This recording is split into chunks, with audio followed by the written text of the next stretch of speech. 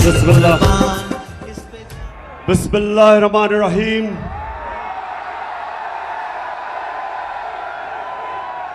इय्याका नअबुदु व इय्याका नस्तईन। अल्लाह तेरी इबादत करते और मौला सिर्फ तेरे से मदद मांगते हैं। सरगोदा माशाअल्लाह, सरगोदा मैंने कभी नहीं, अभी आता हूं डीजल पे,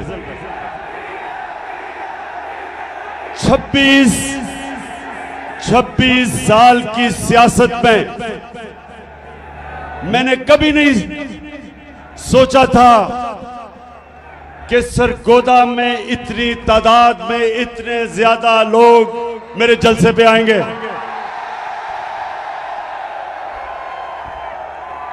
मैं आज आप सबका दिल से शुक्रिया अदा करता हूं। यहां नौजवान हैं, यहां हमारे बुजुर्ग भी हैं, यहां मेरे आईएसएफ के टाइगर भी हैं,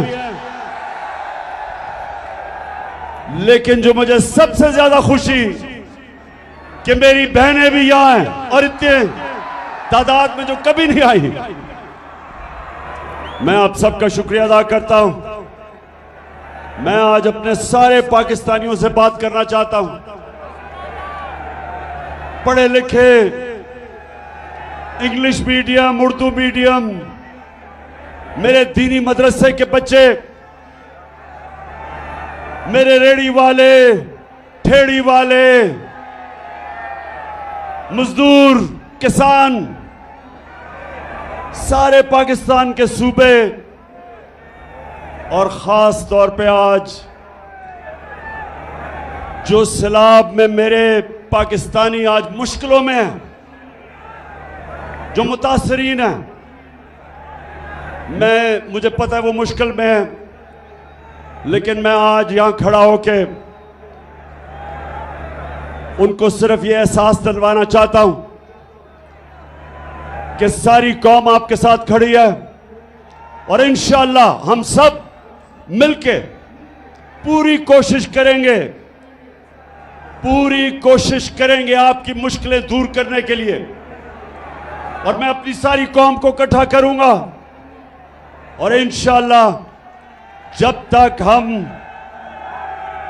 तक हम ये नहीं देख लेते कि हमारे सारे बलूचिस्तान से लेके सिंध से लेके ऊपर पख्तूनख्वा, गिलगित बल्तिस्तान, आज़ाद कश्मीर और ख़ास तौर पे पंजाब के डीजी खान, राजनपुर, ये जो इलाके जिधर लोग मुतासर हैं, मैं आज सबसे पहले कहना चाहता हूं कि सारी पाकिस्तानी कौम आपके साथ है। मैंने टेलीथॉन किया, मैंने सोचा कि 3 घंटे का मैं टेलीथॉन करूंगा, चंद करोड़ रुपया इकट्ठा हो जाएगा। लेकिन पाकिस्तानियों, 3 घंटे से भी कम वक्त पे पाकिस्तानियों ने 550 करोड़ रुपया जमा किया मुतासरीन के लिए।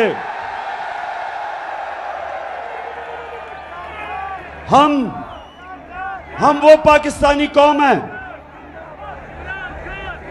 जिसे खौफ खुदा है, जो नबी सल्लल्लाहु अलैहि वसल्लम की उम्मत है। ये वो कौम है जो समझती है कि अपनी आखिरत को बेहतर करने के लिए हमारे ऊपर ये फर्ज है कि हम उन लोगों की मदद करें जो मुश्किल में हैं। और मुझे इतना फख्र हुआ सरगोदा, मुझे इतना फख्र हुआ कि मेरे बैरून मुल्क पाकिस्तानियों ने जिस तरह दिल खोल के पैसा दिया, 550 करोड़ रुपया सिर्फ 3 घंटे के वक्त में उन्होंने पैसा जमा कर दिया। और मुझे इतने पैगाम आए कि इमरान खान, हम कोशिश करना चाहते थे लेकिन वो लाइनें सारी भरी हुई थी, ब्लॉक हुई थी। और मुझे आहिस्ता आहिस्ता अंदाजा हुआ कि अगर हमारे पास वक्त होता और वो टेलीफोन लाइंस खुली होती तो 5.5 अरब रुपया मजीद और जमा हो जाता। लेकिन फिक्र ना करो, मैं इंशाअल्लाह अब ये पैसे भी इकट्ठे करूंगा। प्रोग्राम बना रहा हूं कि किधर किधर हमने सबसे ज्यादा जरूरत है और पैसा खर्च करें। और मैं अपनी सारी कौम को भी आज दावत देता हूं कि जो भी मदद करना चाहे दुखी इंसानियत की, तो इंशाल्लाह हम एक कंट्रोल रूम बनाएंगे और जो हमें कॉल करेगा हम बताएंगे कि ये फलानी जगह है, डीजी खान उधर आप मदद कर सकते हैं, या सिंध के अंदर, सिंध में तो सबसे ज्यादा नुकसान हुआ, तो उधर हम लोगों को भी बताते रहेंगे कि कैसे हम अपने जो सैलाब मुतासरीन हैं इनकी मदद कर सके। लेकिन एक अच्छा आईएसएफ, अभी आपने चुप करके सुनना है मेरी बात। आईएसएफ में डिसिप्लिन चाहिए मुझे। अच्छा जी, अब मैं वो इलेक्शन कमिश्नर सिकंदर सुल्तान, अगर ये सुन रहे हो तो तुम्हें पहली दफा अंदाजा हुआ कि फॉरेन फंडिंग क्या होती है। अब पता चला कि इमरान खान को फॉरेन फंडिंग में किसी तरह डिस्क्वालीफाई कर दो। ये देखी थी फॉरेन फंडिंग, ये ज्यादा पैसा बैरून मुल्क पाकिस्तानियों ने भेजा हमें, और ये वो पाकिस्तानी हैं। इंशाअल्लाह मैं आज अपनी सारी कौम के सामने कहना चाहता हूं कि इंशाअल्लाह एक दिन मैं अपने बैरून मुल्क पाकिस्तानियों को इकट्ठा करूंगा, और जो हमारा बैरूनी कर्जा है जिसकी वजह से हमें आईएमएफ की गुलामी करनी पड़ती है, जिसकी वजह से हाथ फैलाने पड़ते हैं लोगों मुल्कों के सामने कि जी हमें पैसा दे दो, इंशाअल्लाह बैरून मुल्क पाकिस्तानियों को मैं मोबिलाइज करूंगा, ऐसी स्कीम्स लेके आऊंगा। ये मेरा ईमान है कि हम ये जो इस मुल्क के लुटेरों ने कर्जा चढ़ाया हमारे मुल्क में, मुल्क को लूट लूट के पैसा बाहर ले गए, और जो हमारे ऊपर ये कर्जे का बोझ जिसकी वजह से हमारी इज्जत जाती है जब हम लोगों के सामने, मुल्कों के सामने हाथ फैलाते हैं, ये बैरून मुल्क पाकिस्तानी इंशाअल्लाह हमारी मदद करेंगे कर्जा उतारने के लिए, और इस कौम को अपने पैर पे खड़ा करके एक खुददार कौम बनने के लिए।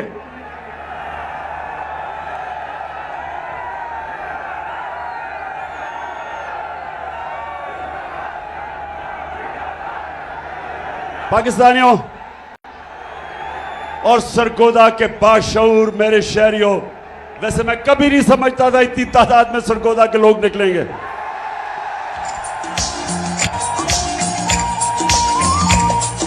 मैं भी पाकिस्तान हूँ, तू भी पाकिस्तान है, मैं भी पाकिस्तान हूँ, तू भी पाकिस्तान है, तू तो मेरी जान है, तू तो मेरी आन है, तू मेरा ईमान है।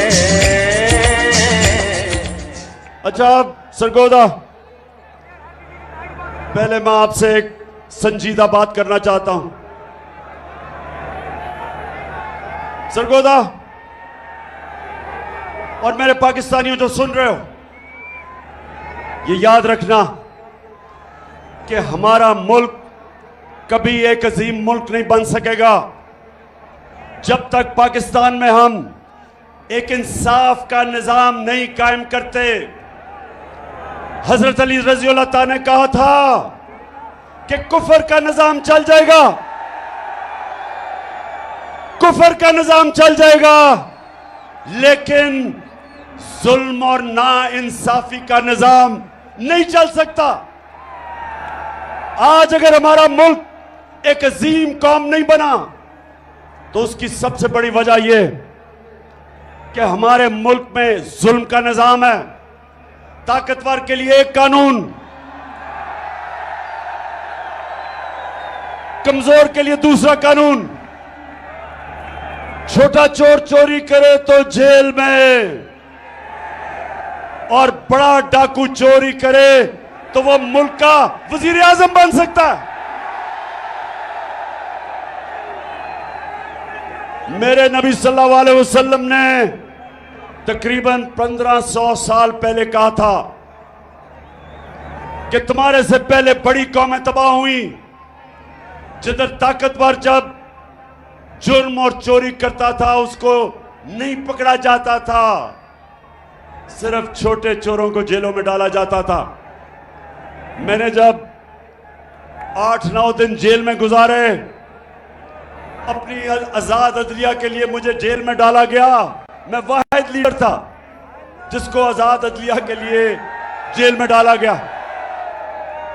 तो जब 8 दिन मैंने जेल में गुजारे, और वो थी भी डीजी खान की जेल, आप यकीन करें एक अमीर चोर मुझे नहीं नजर आया, सारे गरीब नजर आए।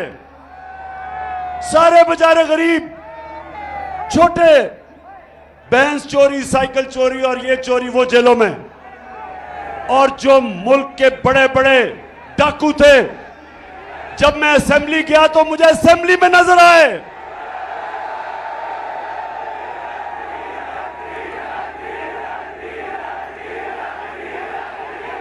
बिल्कुल ठीक कह रहे हो। उन लुटेरों में से एक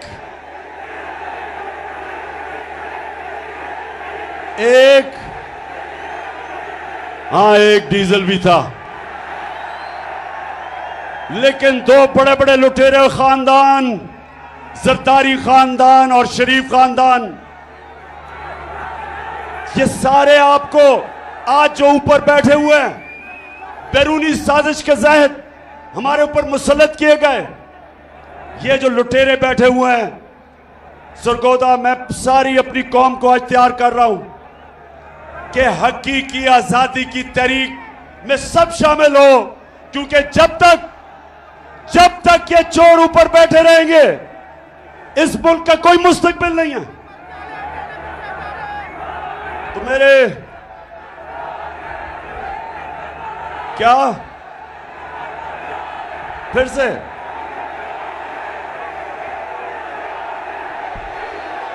इसको तो रोक लो, तब्दीली आई रे, तब्दीली आई रे, तब्दीली आई रे। भूखा लगर का देता है दुहाई रे, तब्दीली आई रे। अच्छा सरगोदा, बैरूनी साजिश हुई, अमेरिका को अपने गुलाम चाहिए थे, चेरी ब्लॉसम जूते पॉलिश करने वाला हाजिर हो गया, साथ डीजल तो पहले ही तैयार बैठा था, और उसके बाद जो इस वक्त इस मुल्क की सबसे बड़ी बीमारी जरदारी की पता क्या बीमारी है? जरदारी की बीमारी यह है कि वो जब नोट देखता है ना, वो पैसे देखता है, उसका जिस्म, उसकी कांपें टांगनी शुरू हो जाती है, उसकी मूछें ऊपर नीचे जानी शुरू हो जाती है। उसको बीमारी है। उसको यकीन, मैं आपको यकीन बनाऊं, उसको पता भी नहीं कि 30 साल में उसने कितना पैसा चोरी किया पाकिस्तान का और मुल्क से बाहर ले गया, लेकिन अभी भी बीमारी है, चला जाता नहीं है, लेकिन पैसे के पीछे अभी भी जान देने के लिए तैयार है। तो ये तीनों इकट्ठे हो गए, मिल गए, इनके साथ और साजिशी बैठे हुए थे पाकिस्तान में, बैरूनी साजिश। इन चोरों को हमारे ऊपर मुसल्लत किया गया और इन्होंने कहा कि अब इमरान खान की सियासत खत्म, अब ये फिर से हम इनके बच्चों की नीचे हम इनकी गुलामी करेंगे।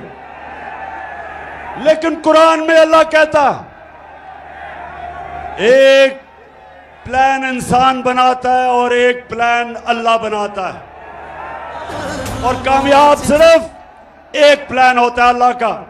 अल्लाह का प्लान ही कुछ और था। अल्लाह ने लोगों के दिल मोड़े।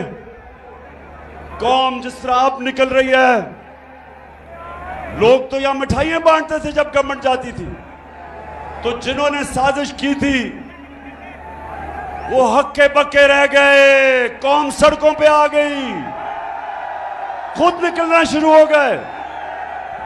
नौजवान तो पहले ही तैयार थे, लेकिन पाकिस्तान की पहली दफा आजादी के बाद पहली दफा हमारी ख्वातीन भी इस तहरीक में शिरकत किया उन्होंने, बल्कि स्कूल के बच्चे भी शिरकत कर रहे हैं।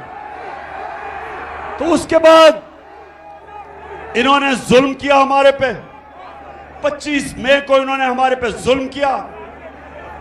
इन्होंने पुलिस और रेंजर्स ने फैमिलीज के ऊपर, ख्वातीन के ऊपर इन्होंने जिस तरह की शेलिंग की, खौफ फैलाया, FIRs काटी मेरे ऊपर। मैं तो भूल ही गया हूं कितनी FIR है, कोई 17 तो कट चुकी है। इन्होंने समझा कि अब ये डर के बैठ जाएंगे। इनको बताया गया कि ये तो जी मम्मी डैडी हैं, ये तो खड़े ही नहीं हो सकते। तो पहला झटका पड़ा इनको जब 17 जुलाई को पंजाब का इलेक्शन आया, बाय इलेक्शन। हर हरबा इस्तेमाल किया। इलेक्शन कमीशन ने पूरा जोर लगाया, धांधली के रिकॉर्ड तोड़े, पुलिस का इस्तेमाल किया। इस सब के बावजूद हमजा कुकड़ी को फारग करना पड़ा। अब जब ये इलेक्शन हार गए,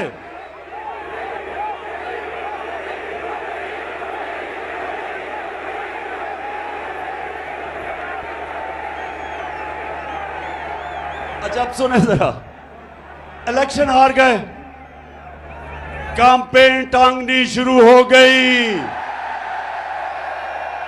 खौफ आना शुरू हो गया कि अगर इलेक्शन करवाएंगे तो फिर क्या होगा। 2/3 अक्सरियत इनके सामने आनी शुरू हो गई। इन्होंने फिर एक और प्लान बनाया। सरगोदा पता क्या प्लान बनाया? किसी तरह इमरान खान को फारिग किया जाए,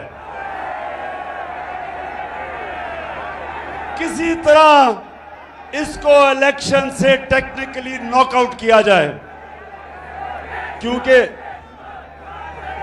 इनको ये तो समझ आ गई कि इलेक्शन के अंदर तो इनसे जो होगा वो पंजाब के बाय इलेक्शन से भी बुरा होगा। तो तब साजिशें दूसरी शुरू हुई। पहली साजिश थी हुकूमत कराने की, दूसरी साजिश शुरू हो गई कि इमरान खान को रास्ते से हटाया जाए।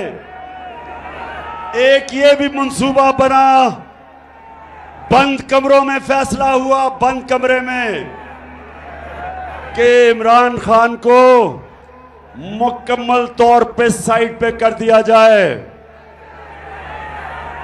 अल्लाह का करम है, मुझे पता चल गया। मैंने एक टेप बनाई हुई है, महफूज जगह पे रखी हुई है। उन 4 लोगों के नाम मैंने लिखे हैं जो उस साजिश में मुलव्विस थे, कि अगर मुझे कुछ हुआ तो मेरी कौम उन 4 को नहीं छोड़ेगी। सितम के कोहे गरा रूही की तरह उड़ जाएंगे।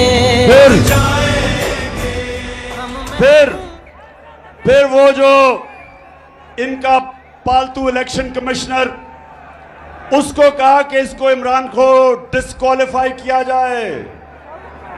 फॉरेन फंडिंग, और फॉरेन फंडिंग तो देख ही लिया थी परसों रात को कि फॉरेन फंडिंग होती क्या है। और उसके बाद तोशाखाना, और इंशाल्लाह मैं चैलेंज करता हूं कि तोशाखाना का केस सुना जाए, ओपन हेयरिंग में सुना जाए। और जब मेरा केस सुना जाए, और मुझे पता है कि उस केस में ये जो कोशिश कर रहे हैं ये जलील होंगे, लेकिन मैं चाहता हूं उसके बाद हर कोई जिसको तोशाखाना से गिफ्ट्स मिली हैं, सबका सुना जाए, जरदारी का भी, शरीफ का भी, यूसुफ रजा का भी, और सारी कौम को पता चल जाएगा, दूध का दूध पानी का पानी हो जाएगा। वो हो गया दो। फिर काबे से सब बुत उठवाए जाएं। फिर इन्होंने एक और चीज सोची कि किसी तरह इमरान खान को जेल में डाला जाए। पहले इन्होंने, अब ये जरा सुने, 27वीं रमजान को सुने, जरा ऐसे गौर से सुनो। 27वीं रमजान को हम शब दुआ बना रहे थे, हम अल्लाह से दुआ मांग रहे थे अपने मुल्क के लिए। हमें क्या पता था कि उस दिन चेरी ब्लॉसम और ये अपनी टीम लेके मदीना चला जाएगा, हमें तो पता ही नहीं था। जब शब दुआ खत्म हुई तो पता चला कि मदीना में इनको चोर चोर के नारे लग गए।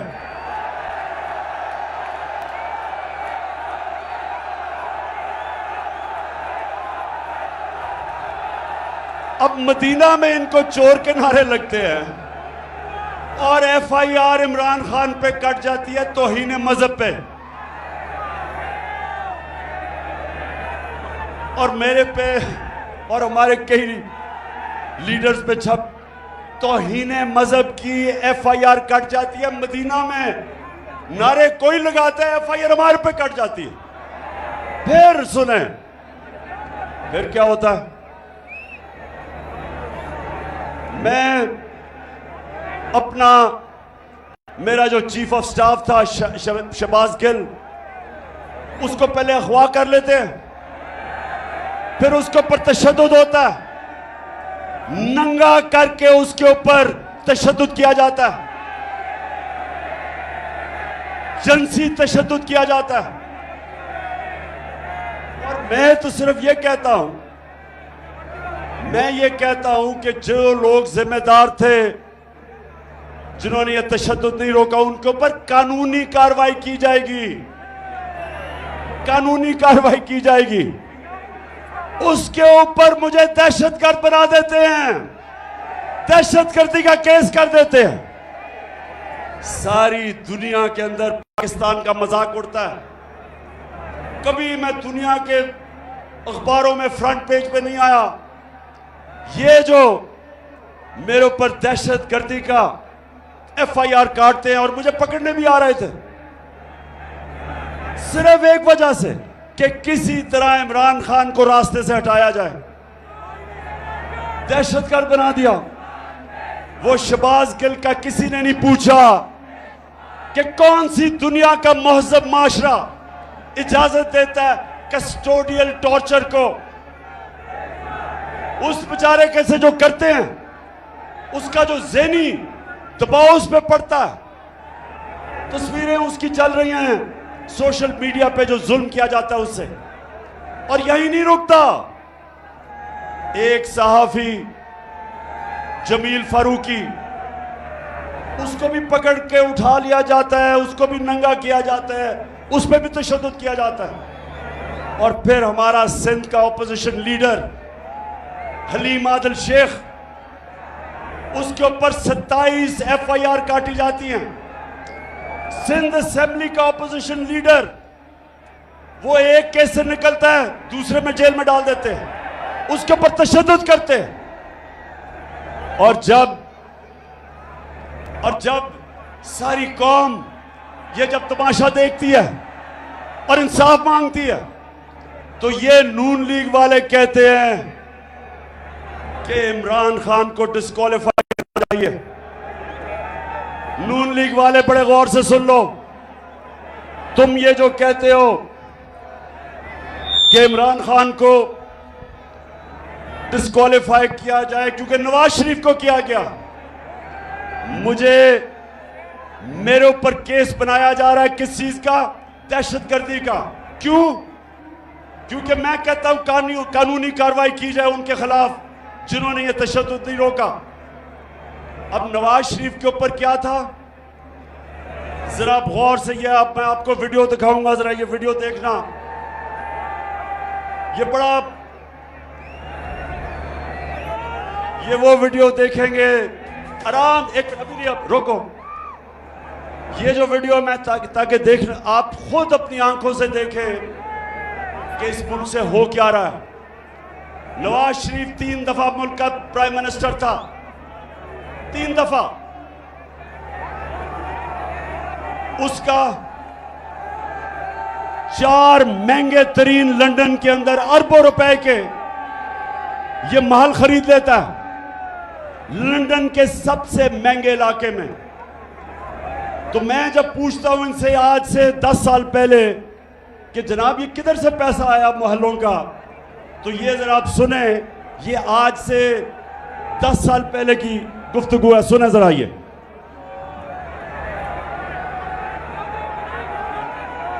प्रॉपर्टी आप ले सकते हैं क्योंकि आपने मे फेयर के अंदर जो आपकी 4 अपार्टमेंट्स हैं उनकी 1 अरब से ज्यादा, 1 अरब रुपए से ज्यादा उनकी कीमत है।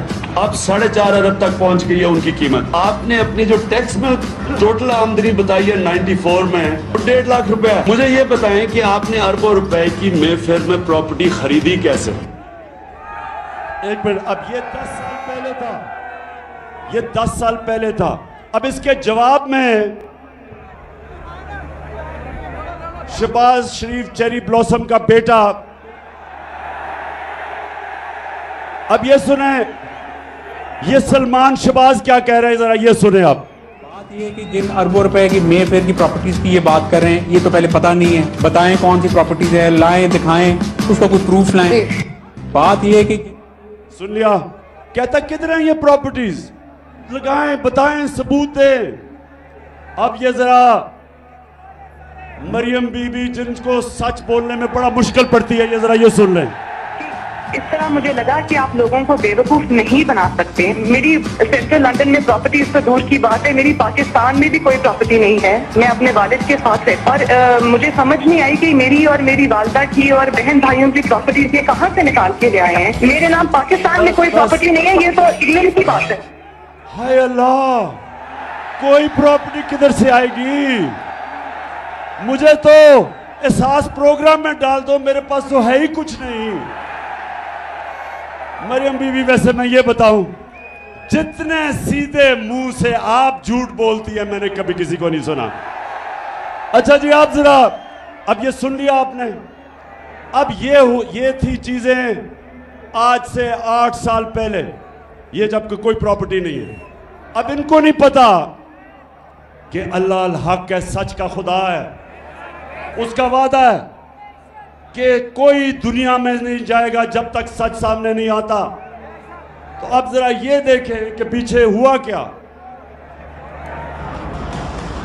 नवाज शरीफ, मरियम नवाज, हसन नवाज और हुसैन नवाज के बैरून मुल्क खुफिया असासों का इंकशाफ। पनामा लीक्स ने बैरून मुल्क खुफिया दौलत का भांडा फोड़ दिया।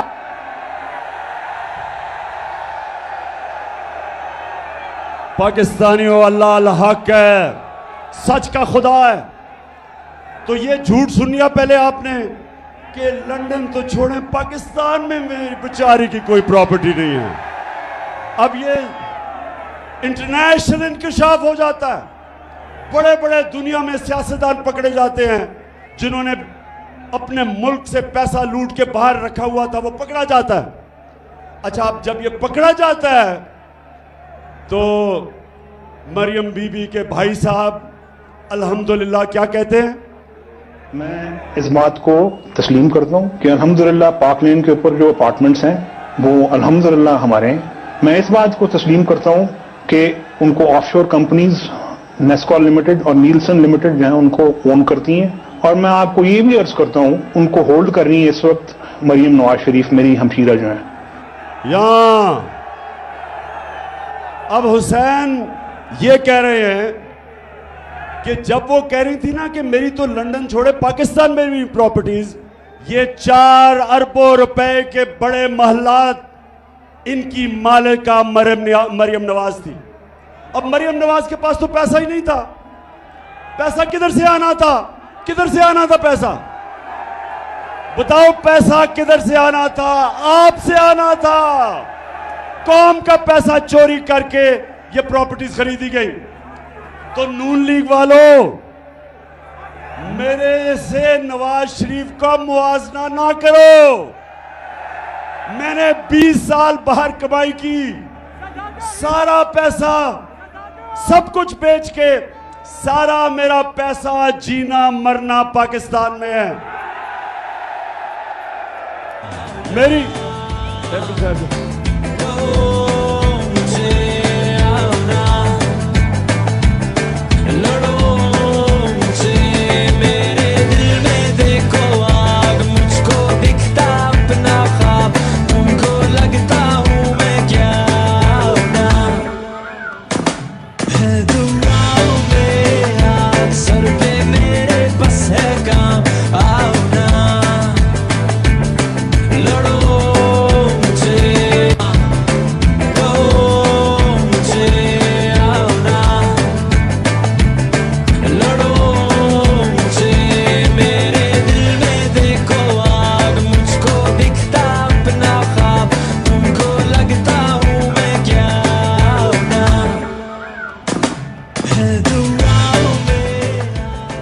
अच्छा जी, अच्छा अब एक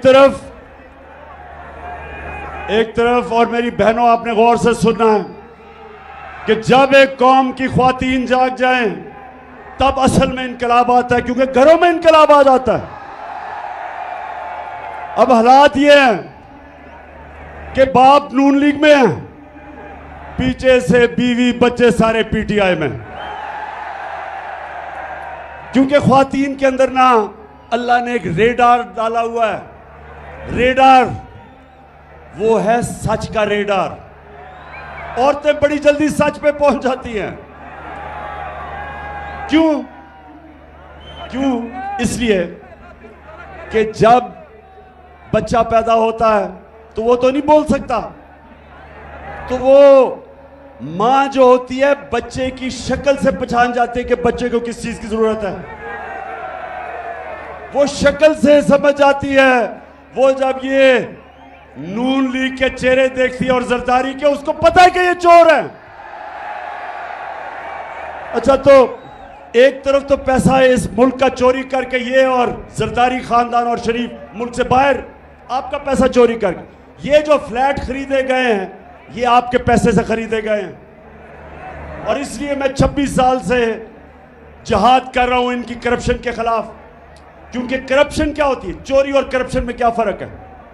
आईएसएफ, चोरी और करप्शन में क्या फर्क है?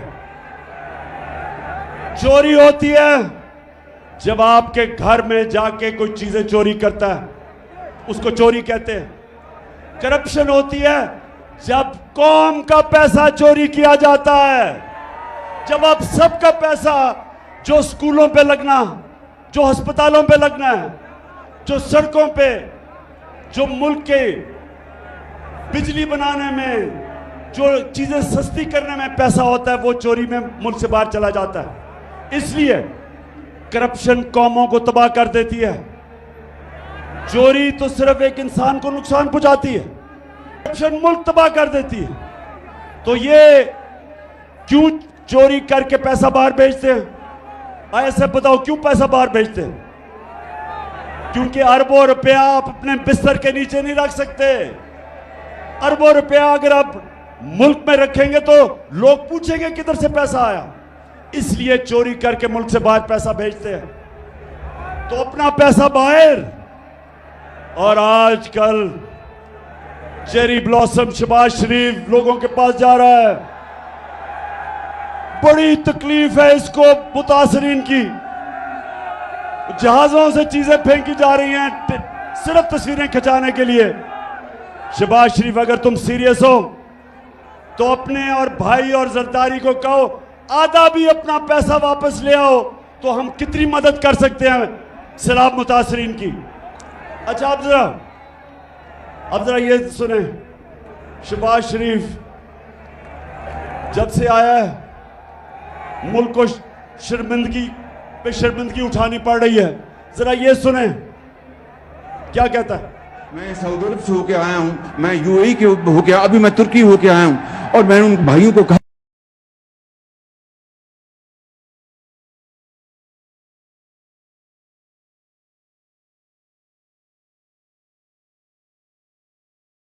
कहा कि आप हमारे बड़े अजीम भाई हैं, हमेशा आपने हमारी मदद की। और मैंने यही कहा, जब मैं आया हूं तो आप समझेंगे शायद ये मांगने आया है, मैं मांगने नहीं आया, लेकिन जब मैं आया हूं तो आप समझेंगे शायद ये मांगने आया है, मैं मांगने नहीं आया, लेकिन मजबूरी है। और जिस तरह माजी में 75 साल में आपने हमारा हाथ बटाया है, कुछ ऐसा आप हाथ बहुत मजबूरी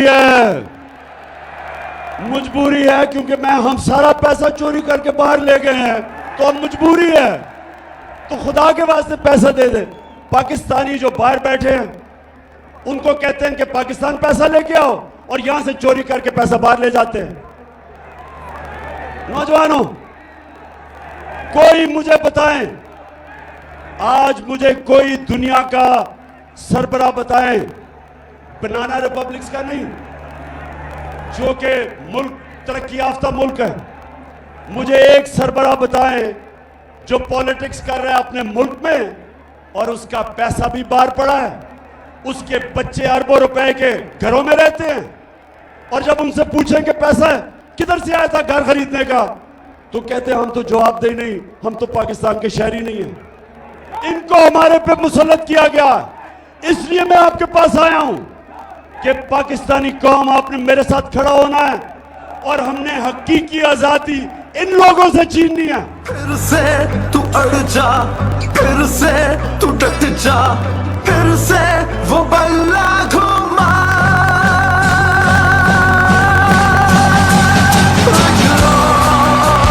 कदम बढ़ा,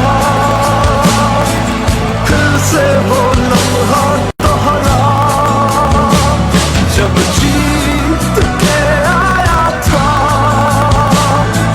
फिर से वतन को जिता, एक और कदम बढ़ा। सरगोदा, अब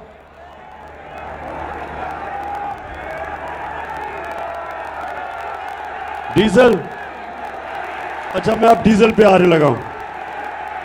जब इन्होंने साजिश करके हमारी हुकूमत गिराई, सुने जरा, जब साजिश करके हमारी हुकूमत गिराई गई, जो हुकूमत पब्लिश करती है इकोनॉमिक सर्वे ऑफ पाकिस्तान, जो हुकूमत बताती है कि एक साल में क्या माशी कारकर्दगी हुई, ये सारी एक किताब में लिखी जाती है जिसको कहते हैं इकोनॉमिक सर्वे ऑफ पाकिस्तान। ये इस हुकूमत ने शाया किया। इसके मुताबिक, सरगोदा जरा ये गौर से सुने, नौजवान आपकी तवज्जो खास तौर पे चाहिए। ये कहते हैं इसके मुताबिक कि पिछले 2 साल में, जो हमारे 2 आखिरी साल थे, पाकिस्तान की जो माशी तरक्की थी, तीसरे साल में 5.6% और चौथे साल में 6%। 17 साल के बाद ये पाकिस्तान की बेहतरीन इकोनॉमिक परफॉर्मेंस हुई थी। हमारी माशी कारकर्दगी 16 साल के बाद हुई इस सतह पे, कोरोना के बावजूद, जिसने सारी दुनिया में तबाही मचाई। हमारी एक्सपोर्ट्स, जिससे मुल्क में असल तौर पे दौलत में इजाफा होता है, वो रिकॉर्ड पे थी।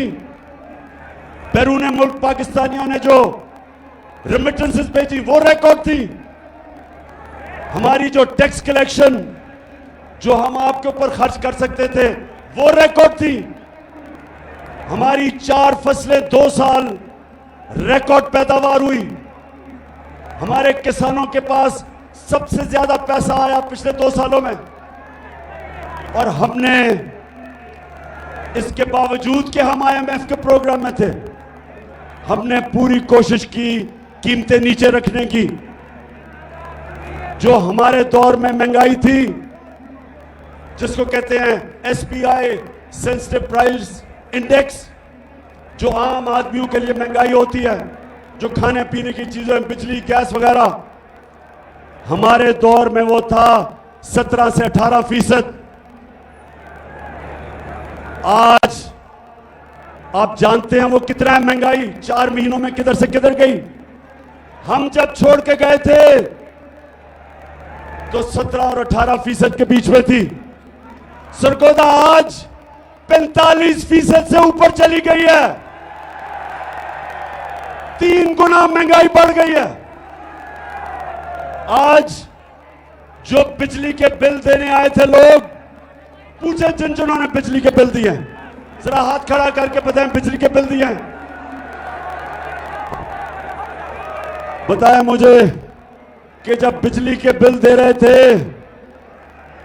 तो 2 गोलियां डिस्प्रिन की भी साथ खानी पड़ी।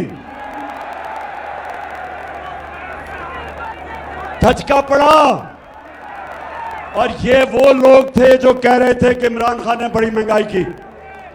मैं तो आज पहले तो अल्लाह तेरा शुक्र अदा करता हूं, तू अल्लाह हक है। लेकिन वो जो टीवी चैनल्स, मैं जरा आज वो लिफाफे वाले लोग,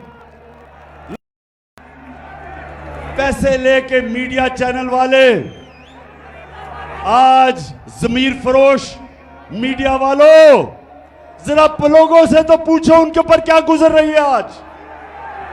अब पूछो कि वो बिजली का बिल दे या स्कूल की फीस दे या वो बच्चों के लिए खाना लेके आए। 45% से आगे बढ़ गई है महंगाई, 3 गुना ज्यादा। और ये भी सुन लें, जब हमारी हुकूमत थी तो सबसे वो हमने काम किए जो पाकिस्तान की तारीख में नहीं हुए। हम हेल्थ कार्ड लेके आए, हेल्थ इंश्योरेंस हर खानदान को, पंजाब में और पख्तूनख्वा में हर खानदान को 10 लाख रुपए का हेल्थ इंश्योरेंस कि किसी भी अस्पताल में जाके इलाज करवा सकते थे।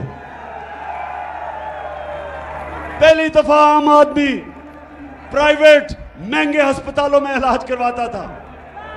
मेरे दोस्त डॉक्टर्स हॉस्पिटल वाला कहता आज से 4 महीने पहले कि इमरान खान, ये पहली दफा हमने आपकी हेल्थ इंश्योरेंस पे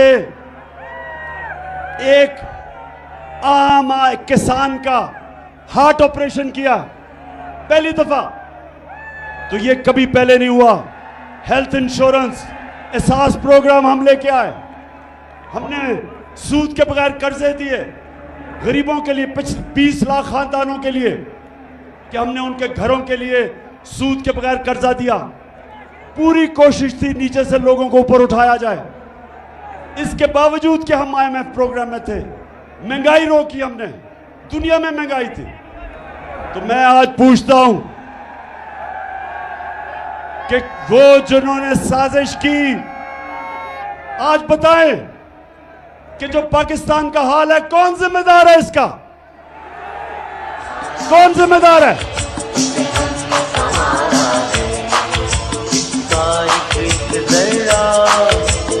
जान से प्यारा है इसका एक जरा, जान से प्यारा है ये देश, ये देश, ये देश हमारा है। मैं आज ये सवाल पूछता हूं, मैं पाकिस्तानी होते हुए सवाल पूछता हूं कि जब हमारा मुल्क सही रास्ते पे लगा हुआ था, तरक्की की तरफ जा रहा था, जो क्रेडिट रेटिंग थी पाकिस्तान की, मूडीज की, फिच की, सेटिस्फैक्टरी थी, कौन सी क़यामत आई थी कि हमारी गवर्नमेंट गिरा के और इन चोरों को ऊपर मुसल्लत करो? कौन जिम्मेदार है इसका? और बजाय आज कल के दिनों में कि ये सोचो कि ये मुल्क को तबाही की तरफ लेके जा रहे हैं।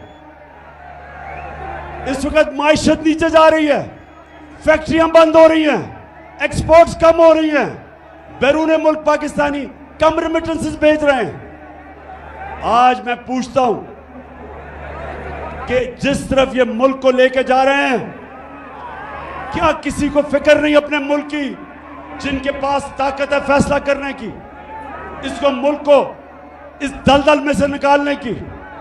सिर्फ एक रास्ता है, साफ और शफाफ इलेक्शन करवाओ, उसके अलावा कोई दूसरा रास्ता नहीं है। और मैं आज ये भी कहना चाहता हूं कि जिस तरह मुझे दीवार से लगाया जा रहा है, कभी दहशतगर्दी के केस और कभी तौहीन मजहब के केस और कभी किस किस्म की FIR मेरे लोगों के ऊपर किया जा रहा है, हलीम आदिल को जो जुल्म किया जा रहा है, ये जरदारी डाकू जो उसके ऊपर जुल्म कर रहा है, सिंध में ऑपोजिशन लीडर होते हुए जो शहबाज गिल से हुआ, जो हमारे ऊपर FIRs के अलावा धमकियां दी जा रही हैं, टेलीफोन करके लोगों को डराया जा रहा है, जो सहाफी लगता है कि हमारी फेवर कर रहा है या हमारे लिए आवाज बुलंद कर रहा है, उनके खिलाफ एक्शन लिया जाता है।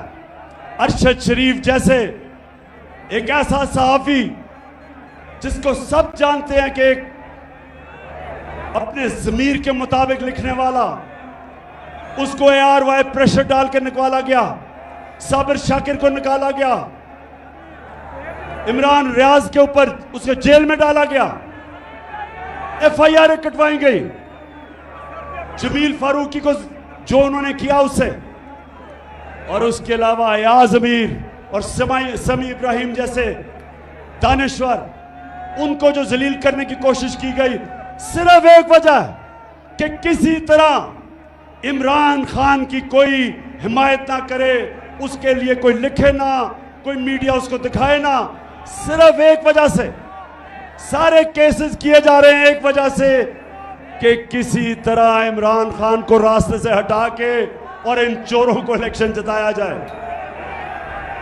तो मैं पाकिस्तानियों, आखिर में मेरी अब जरा बात सुने। देखें, 20 साल मेरी जिंदगी खेलों की ग्राउंड पे गुजरी, 20 साल, शायद ही कोई इतनी देर इंटरनेशनल क्रिकेट खेला हो। 10 साल मैं कप्तान था, और कप्तान इतनी देर क्रिकेट खेल के मुझे मैच के दौरान पता चल जाता था कि कब अब जो मुखालिफ है वो मैच हार गया। मैच के दौरान मैं समझ जाता था, एक वक्त आ जाता था कि मुझे ये एहसास हो जाता था कि अब ये जो मर्जी भी मेरा मुखालिफ करे, अब ये नहीं जीत सकता।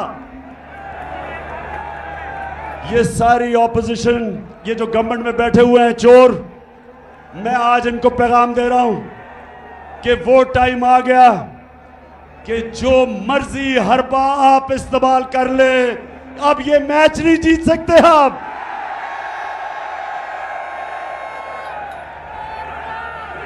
मैच अब एक की तरफ जाएगा। जितना आप दबाएंगे मेरी पार्टी को, उतना ज्यादा ऊपर उठेगी। जितना आप मीडिया से उसको दबाएंगे, ये इस तरह सरगोदा स्टेडियम, सरगोदा की तारीख में इस तरह स्टेडियम में लोग नहीं आए जिस तरह आज आए हैं। जो मर्जी कर ले, ये मैच अब हार गए। अब आप जो भी करेंगे मुल्क को नुकसान पहुंचाएंगे। मुल्क का सोचे, जाती मफादात का ना सोचे। जो अपने छोटे छोटे फायदे सोच रहे हैं, मुल्क को नुकसान पहुंचा रहे हैं। कौम का सोचे, 22 करोड़ पाकिस्तानियों का सोचो। ये लोगों का मुस्तकबिल, अपने बच्चों का मुस्तकबिल, इनके मुस्तकबिल का सोचो। और जब आप सोचेंगे इनका मुस्तकबिल ये जरदारी डाकू और डीजल और शहबाज शरीफ की तरह के चोरों के साथ इनका मुस्तकबिल नहीं है। इनका मुस्तकबिल है कि कौम साफ और शफाफ इलेक्शन से फायदा खुद फैसला करे कि कौन सी क़यादत इस कौम को चाहिए। और यही एक रास्ता है। और ये जितना भी मुझे दीवार से लगाएंगे, याद रखें कि मैं तो वो कप्तान हूं। जितना आप मुझे दीवार से लगाएंगे, मैं तो और लड़ूंगा, मैं तो और मुकाबला करूंगा। और यही ना हो जाए कि मुझे इतना आप दीवार से लगाएं कि मैं सारी कौम के सामने उन सारी लोगों की शक्लें रख दूं जिन्होंने अपने मफादात के लिए इस मुल्क को इस मुश्किल में डाला है। मुझे उधर तक ना धकेलो। 4 महीने से मैं सब्र कर रहा हूं, मैं अपने मुल्क के लिए सब्र कर रहा हूं। मेरे लिए इस वक्त कौम मेरे साथ खड़ी है। गिलगित बल्तिस्तान में तहरीक इंसाफ, पख्तूनख्वा में तहरीक इंसाफ, पंजाब में, आजाद कश्मीर में, तो मैं जब चाहूं इस्लामाबाद को बंद कर सकता हूं, लेकिन अपने मुल्क के लिए नहीं कर रहा, माशी हालात की वजह से नहीं कर रहा। और अब सैलाब आ गए, लेकिन मैं फिर से आखिर में कहता हूं, मुझे उधर तक ना धकेलो। मैं वो हूं, वो जितना आप कोशिश करेंगे मुझे प्रेशर में लाके, डरा के, धमका के, FIRs काट के, मैं उतना और जोर से आपका मुकाबला करूंगा। सरगोदा, मैं आपको आज दिल से शुक्रिया अदा आपका करता हूं, जो आज आपने जिस जुनून से यहां इस गर्मी में आप आए। मैं अपनी सारी सरगोदा की टीम, आमिर कियानी प्रेसिडेंट यहां के, और जितने मेरे MPs, मेरी टीम, मैं आज आप सबको मुबारक देता हूं जबरदस्त जलसे की। पाकिस्तान जिंदाबाद।